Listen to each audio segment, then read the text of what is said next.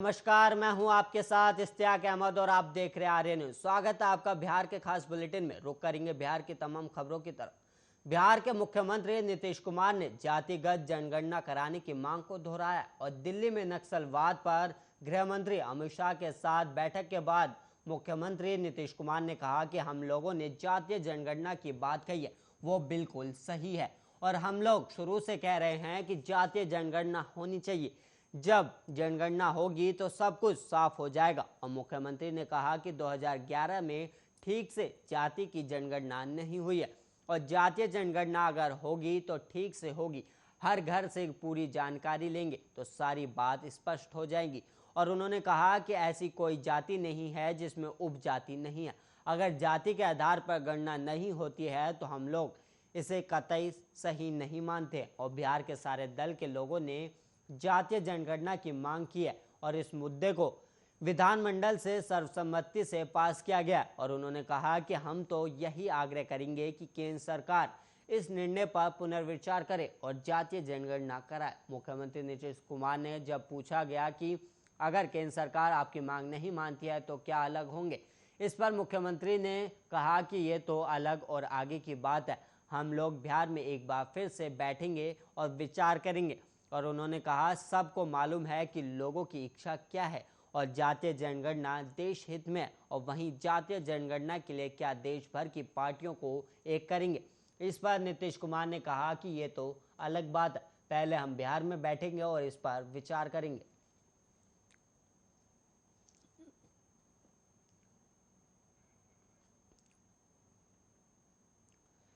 केंद्र सरकार ने कृषि कानून के खिलाफ तमाम विपक्षी पार्टियों ने सोमवार किसानों के समर्थन में भारत बंद का आह्वान किया था। और किसानों के समर्थन में सीपीआई, आरजेडी समेत कई पार्टियां बिहार में भी समर्थन में उतरी हैं।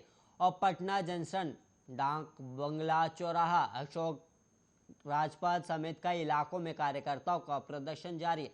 और वहीं गांधी सेतु भी जाम कर दिया गया था। पटना जंक्शन पर भारत बंद को लेकर केंद्र सरकार के खिलाफ जमकर नारेबाजी की गई और इस दौरान कृषि कानून को वापस लेने की भी मांग की गई। वहीं दूसरी ओर इस बंदी को लेकर हिंदुस्तान अवाम मोर्चा के प्रवक्ता दानिश रिजवान ने कहा कि नौकरी और टिकट के नाम पर किसानों की जमीन लिखवाने वाले महागठबंधन के नेता आज खुद को सड़क पर किसान समर्थक बताकर घूम रहे। ये वही लोग हैं जो किसानों पर अपने शासनकाल में जुर्म किया करते थे और आज विपक्ष में बैठकर इस बंदी के नाम पर किसानों को बदनाम करने की कोशिश कर रहे हैं।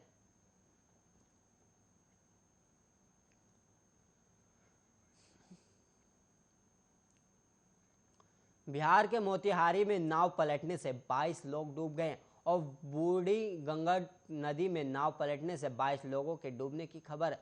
और अब तक 6 लोगों के शव निकाले गए और नदी घाट पर अफरा तफरी का माहौल है और बड़ी संख्या में लोग घाट पर मौजूद है। और सूचना मिलने पर जिला प्रशासन पूरी टीम के साथ मौके पर मौजूद है। बाकी डूबे हुए लोगों की तलाश की जा रही है। और वहीं बताया जा रहा है कि नाव पर ज्यादा सवारी बैठने से यह हादसा हुआ है। छोटी नाव पर 12 लोग के बैठने की जगह थी और उस पर 22 से ज्यादा लोग सवार हो गए, जिसकी वजह से नाव बीच नदी में डूब गई। और वहीं आपको बता दें कि 2 महीने पहले ही डुमरिया घाट थाना क्षेत्र स्थित सरोतर झील में नाव पलटने से एक युवक की मौत हो गई थी और इस नाव पर 1 दर्जन से ज्यादा लोग सवार थे। हालांकि बाकी लोग नदी में तैर कर बाहर निकल आए थे, लेकिन बबलू सैनी पानी में बुरी तरह से फंस गया था और थोड़ी देर बाद उसका शव बाहर निकाला।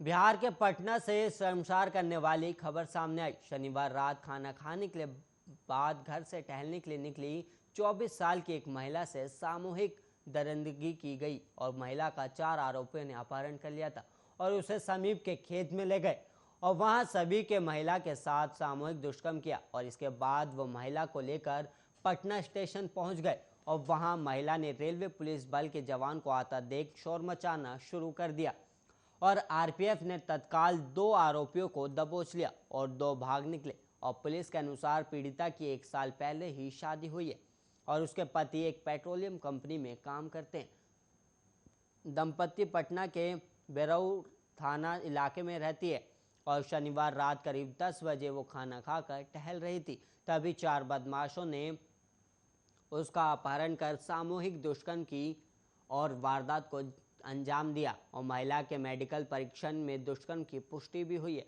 और पकड़े गए बदमाशों के नाम विमल और अंकित बताया गया है और उन्हें गिरफ्तार भी कर दोनों फरार साथियों की तलाश की जा रही है।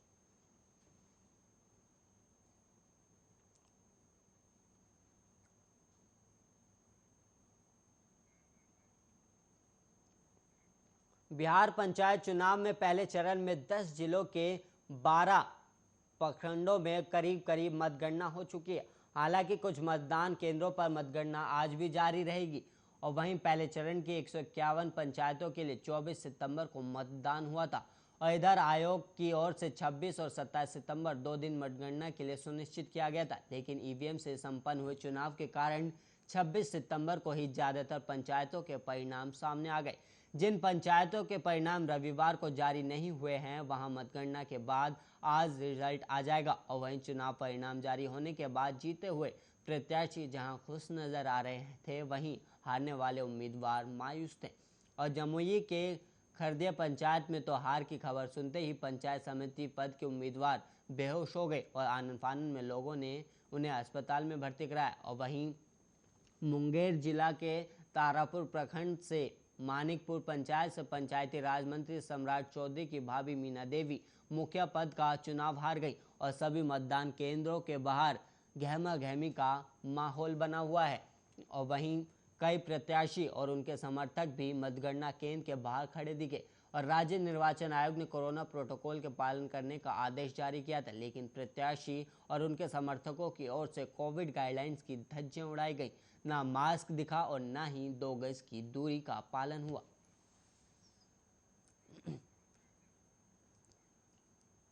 10 जिलों बिहार में पंचायत चुनाव को लेकर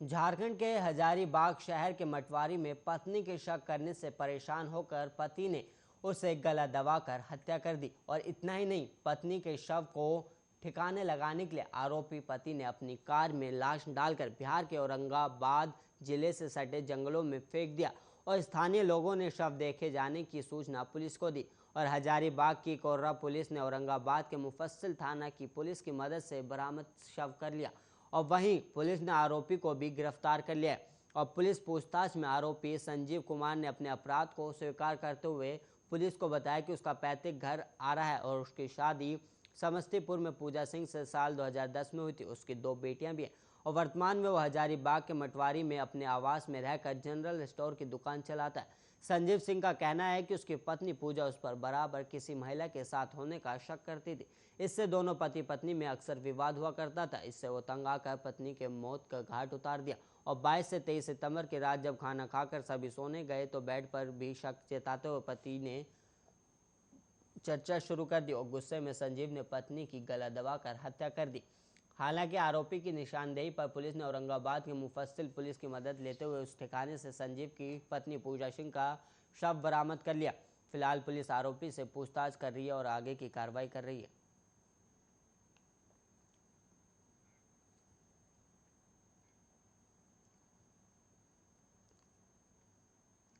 भागलपुर दुमका मुख्य सड़क मार्ग पर राजावाड़ मोड़ के पास अज्ञात वाहन की चपेट में आने से सुबह गश्ती में निकले एक होमगार्ड के जवान की मौत हो गई और वहीं होमगार्ड का ही एक दूसरा जवान भी जख्मी हो गया और घटना में पुलिस की सरकारी गाड़ी भी क्षतिग्रस्त हो गई और मृतक होमगार्ड का जवान सज्जो यादव पौंसी थाना के बबन गामा गांव का रहने वाला था, जबकि जख्मी सहदेव चंद्र यादव का प्राथमिक उपचार रजौन सीएचसी में चल रहा है और वो शैखुन थाना अंतर्गत गंगटी गांव का रहने वाला है। सोमवार तड़के सहायक अवर निरीक्षक संतोष कुमार ठाकुर के साथ रजौन थाने में पदस्थापित 3 होमगार्ड के जवान पुलिस वाहन से गश्ती में निकले थे।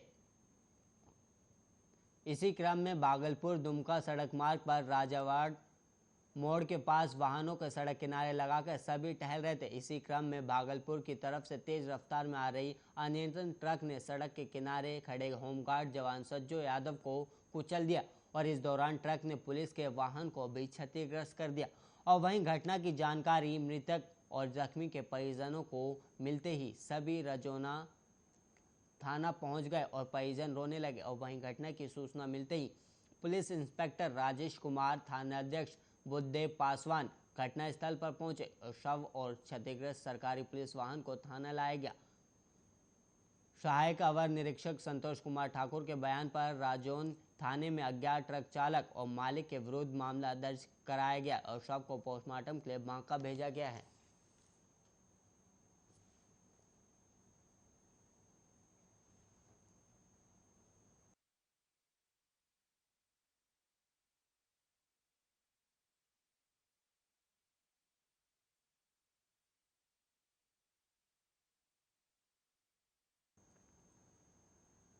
मुफस्सिल थाना क्षेत्र के बंगा गांव पुल और जगवालिया छलका के बीच अपराधियों द्वारा छिनतई का विरोध करना एक मूंगफली विक्रेता को महंगा पड़ गया और हथियारबंद बदमाशों ने मूंगफली विक्रेता को रविवार की रात गोली मार दी और युवक को पैर में गोली लगी है। और वहीं आनन फानन में उसे इलाज के लिए सदर अस्पताल लाया गया, जहां उसका इलाज कराया जा रहा है। जख्मी युवक उत्तर प्रदेश के संभल जिला के बनियाखेर थाना क्षेत्र के सोनू सागर हैं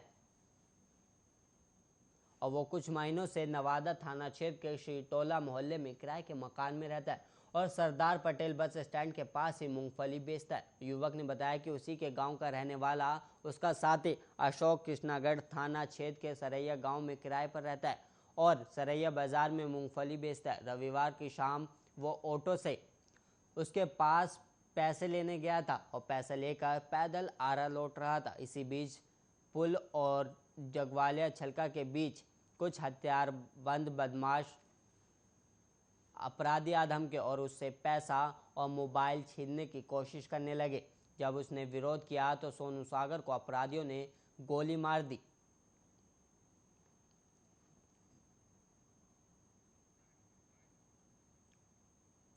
भोजपुर जिले के शाहपुर थाना क्षेत्र के सहजोली गांव में कोर्ट में गवाही के पहले ही सोमवार की सुबह पंखे से लटकी एक युवती की लाश मिली और सूचना मिलते ही शाहपुर थाना इंचार्ज नित्यानंद शर्मा अपने दल बल के साथ घटनास्थल पर पहुंचे और कुछ लोगों से पूछताछ की और शव का आरा सदर अस्पताल में पोस्टमार्टम करवाया। मृतका सहजोली गांव श्रीनिवासी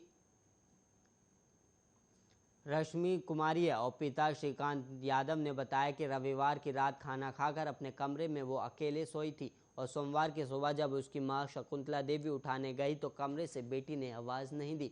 काफ़ी देर दरवाज़ा खटखटाने के बाद जब आवाज़ नहीं आई तो परिजनों ने उसके कमरे में खिड़की से झांक कर देखा तो उसका शव पंखे से लटक रहा था। इसके बाद उन्होंने इसकी सूचना स्थानीय थाना को दी और जानकारी के मुताबिक साल 2020 में मुफस्सिल थाना क्षेत्र के धुंधुआ गांव निवासी शिक्षक गौरव और विकास यादव के पास ट्यूशन पढ़ने जाती थी और वह उससे शादी करने को दबाव बनाता। शादी करने से इनकार करने के बाद उसने व्हाट्सएप से उसका फ़ोटो निकालकर उसके फ़ोटो के साथ अपना फ़ोटो अटैच कर सोशल मीडिया पर वायरल कर दिया था और इस संबंध में स्थानीय थाने में 13 जून 2020 को एफआईआर दर्ज कराई गई थी। इसके बाद पुलिस ने उसे गिरफ्तार कर जेल भेज दिया था। उसी केस में मंगलवार 28 तारीख को इसकी गवाही थी और उसी डिप्रेशन में आकर उसने रविवार की रात पंखे से लटक कर खुदकुशी कर ली और घटना के बाद मृतका के घर में कोहराम मच गया। बंगाल की खाड़ी से उठा चक्रवाती तूफान गुलाब आंध्र प्रदेश और उड़ीसा के तटों से टकराने के बाद कमजोर पड़ गया। हालांकि इन इलाकों में अभी बारिश की चेतावनी बरकरार है। मौसम विभाग के अनुसार बंगाल की खाड़ी के ऊपर एक कम दबाव का छेद बन रहा है,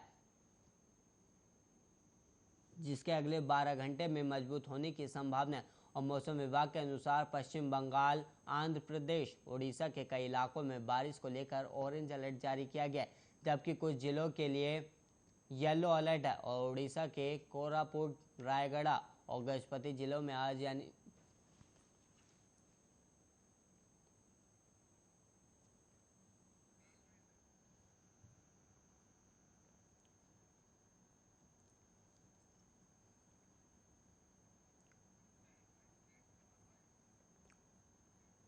बिहार में कोरोना वायरस की दूसरी लहर कमजोर हो चुकी है और यही वजह है कि हर दिन नए केसों की संख्या 10 से कम रह रही है।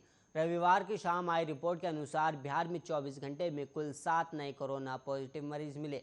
इसके पहले शनिवार को 5 नए केस मिले थे। स्वास्थ्य विभाग बिहार की ओर से जो आंकड़े जारी किए जा रहे हैं उसके अनुसार बिहार में कोरोना के एक्टिव मरीजों की संख्या 67 हो गई है और शनिवार और रविवार के बीच कोरोना वायरस से पीड़ित 4 लोग स्वस्थ भी हुए हैं।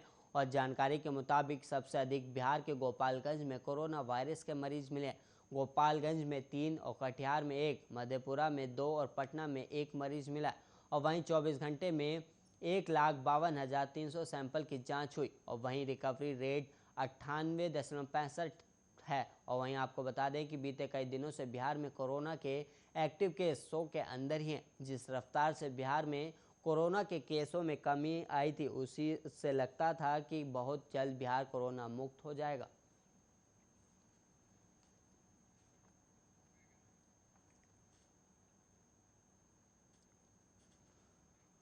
महंत नरेंद्र गिरी की कथित आत्महत्या के बाद जिस तरह से महंत और उनके संत आनंद गिरी के बीच चल रहा विवाद लोगों के सामने आया, सवाल उठने लगे कि क्या ऐसा ही अखाड़ों की वर्चस्व की लड़ाई के लिए महंत और उनके शिष्य आपस में वाद विवाद करते रहते हैं। तो जवाब है हाँ। अब हम ऐसा क्यों कह रहे हैं, देखिए हमारी खास रिपोर्ट में।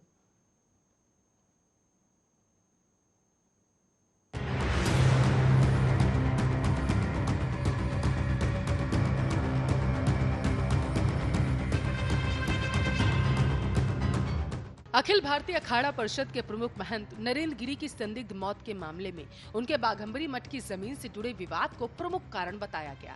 हालांकि पूरे मामले की जांच अब सीबीआई को सौंप दी गई है। आपको बताते चले कि अखाड़ों और मठों में जमीन का विवाद कोई नया नहीं, बल्कि लंबे समय से ये होता आया है।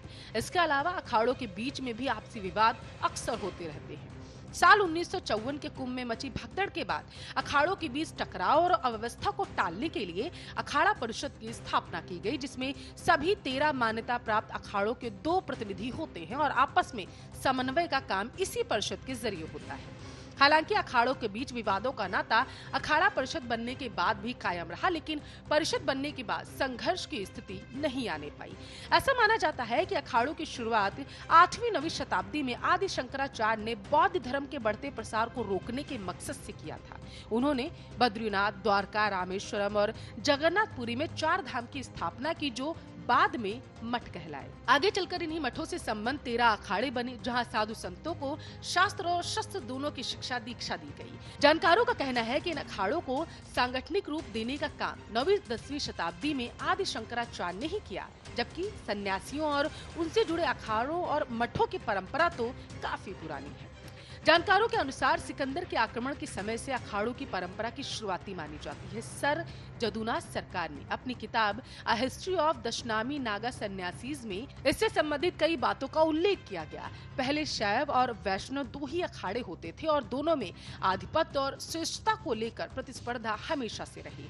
आदि शंकराचार्य के मठों की स्थापना के बाद अखाड़ों का भी एक सांगठनिक रूप तैयार किया गया। आपको बताते चले, मौजूदा समय में अखाड़ों का संचालन महामंडलेश्वर करते हैं और उनके अधीन कई मंडलेश्वर होते हैं। अखिल भारतीय अखाड़ा परिषद के महासचिव महंत हरिगिरी बताते हैं कि एक अखाड़ा 8 खंडों और 52 केंद्रों में विभाजित होता है।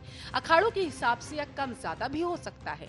प्रत्येक केंद्र की धार्मिक गतिविधियां एक महंत की देखरेख में होती हैं। अखाड़े की गतिविधि को चलाने वाले 5 सदस्यीय प्रासंगिक अंग का चुनाव प्रत्येक कुंभ में होता है। अखाड़े का मुखिया महामंडलेश्वर होता है और इन्हीं अखाड़ों के प्रतिनिधि अखाड़ा परिषद के सदस्यों का चुनाव करते हैं। आपको बताते चले कि अखाड़ों में साधुओं का प्रवेश आसान नहीं होता, बल्कि इसके लिए उन्हें कड़ी परीक्षा से गुजरना पड़ता है। साधुओं को प्रवेश देने के लिए अखाड़ों में अलग अलग व्यवस्था है, लेकिन लगभग सभी अखाड़ों में प्रवेश के लिए साधुओं को 4-5 साल सेवा करनी पड़ती है। इसके बाद किसी कुंभ में ही उन्हें दीक्षा दी जाती है। अखिल परिषद से जुड़े हिंदू धर्म के सभी 13 अखाड़े 3 मतों में बटे होते हैं: शैव, वैष्णव या वैरागी और उदासीन। ऐसा माना जाता है कि इस संप्रदाय में 5 लाख के करीब साधु संत हैं और जानकारी के अनुसार ये अखाड़े और यहाँ रहने वाले साधु संत आध्यात्मिक कार्यों में लीन रहते हैं। लेकिन इतिहास बताता है कि कई बार सशस्त्र संघर्ष में भी इन्होंने हिस्सा लिया। दरअसल इस काल आते आते अखाड़े औपचारिक रूप से संगठित हो चुके थे। इससे पहले भी कर्नल टॉर्ब ने अपनी पुस्तक annuls and activities of Rajasthan में भी नागा सन्यासियों का जिक्र किया। साल 1801 में चित्रकूट में वैष्णव अखाड़ों के प्रतिनिधियों ने आवेदन किया और पेशवा के न्यायालय में फैसला होता है कि कब किसे स्नान का मौका मिलेगा। उसके बाद 1813 में उज्जैन के कुंभ से इसी फैसले के आधार पर दोनों संप्रदायों के सन्यासियों के स्नान का क्रम सुनिश्चित किया गया। शाही स्नान या पेशवाई शब्द भी उसके बाद से ही उदय में आया। साल 1954 में अखिल भारतीय अखाड़ा परिषद बनने के बावजूद न सिर्फ अखाड़ों के भीतर कई बार विवाद हुआ, बल्कि अखाड़ों में आपसी विवाद भी रहने लगे, खासकर कुंभ या फिर अर्ध कुंभ के मौकों पर। अखाड़ों के पास न सिर्फ जमीन बल्कि कुछ मंदिरों के प्रबंधन की जिम्मेदारी रहती है, जहां काफी ज्यादा चढ़ावा आता है। यही अकूत संपत्ति मठों और अखाड़ों के भीतर विवादों का कारण बनने लगी और संदिग्ध मौतों की खबरें आए दिन सामने आने लगी। अखाड़ों के पास दान में मिली हजारों एकड़ जमीन रहती है, जिसका उपयोग ये अखाड़े मुनाफा कमाने में करने लगे। यहाँ तक कि अखाड़ों की जमीन पर गेस्ट, होटल और अपार्टमेंट तक बना दिए गए और जमीन बेच दी गई। दूसरी बात आपको बताते चले, अखाड़ों में विवाद के कई कारण माने जाते हैं। पहले विवाद का कारण धन संपत्ति जमीन ही थी, लेकिन अब राजनीति में महंतों और अखाड़ा प्रमुखों की बढ़ती दिलचस्पी ने उनके बीच आपसी प्रतिद्वंद्विता को बढ़ावा दिया। नए लड़के साधु संत बन रहे हैं और उनमें भी आगे बढ़ने की वैसी ही चाहत होती है जैसे अन्य क्षेत्रों में, और इसके लिए वो कोई भी रास्ता चुनने में संकोच नहीं करते। धन और राजनीतिक प्रतिष्ठा की चाहत के कारण अखाड़ों में महामंडलेश्वरों की संख्या भी बढ़ती गई और मनमाने तरीके से महामंडलेश्वर बनाए भी गए। साल 2015 में सचिन दत्ता नाम के एक शराब और रियल एस्टेट व्यवसायी को महामंडलेश्वर बनाने के कारण नरेंद्र गिरी को संतों का कोप भाजन बनना पड़ा। बाद में उन्हें संतों के दबाव के चलते सचिन दत्ता को दी गई महामंडलेश्वर की पदवी वापस लेनी पड़ी। यही नहीं, महामंडलेश्वर पद देने के बदले में लाखों रुपए लिए जाने के भी आरोप लगे थे। हालांकि किसी भी स्रोत से इन आरोपों की कभी पुष्टि नहीं हो पाई। इन्हीं आरोपों के चलते साल 2017 में महामंडलेश्वर बनाने के लिए अखाड़ा परिषद ने नई प्रक्रिया तय की और फैसला हुआ कि बिना समुचित पड़ताल किए बिना किसी को भी महामंडलेश्वर का पद नहीं दिया जा सकता। नरेंद्र गिरी के अखाड़ा परिषद का अध्यक्ष बनने से पहले यह पद भी विवादों के घेरे में रहा था। नरेंद्र गिरी से पहले अखाड़ा परिषद के अध्यक्ष अयोध्या में हनुमानगढ़ी के महंत ज्ञानदास थे। साल 2014 में महंत ज्ञानदास की जगह नरेंद्र गिरी को अखाड़ा परिषद का अध्यक्ष चुना गया, लेकिन महंत ज्ञानदास ने नरेंद्र गिरी के निर्वाचन को हाई कोर्ट में चुनौती दी थी। कोर्ट ने इस पर स्टे लगा दिया, लेकिन नरेंद्र गिरी को बतौर अध्यक्ष स्वीकार कर लिया गया। साल 2016 में उज्जैन में हुए सिंहस्थ कुंभ में नरेंद्र गिरी को ही बाद में अखाड़ा परिषद के अध्यक्ष के तौर पर मंजूरी मिली। Special desk, Aryan news.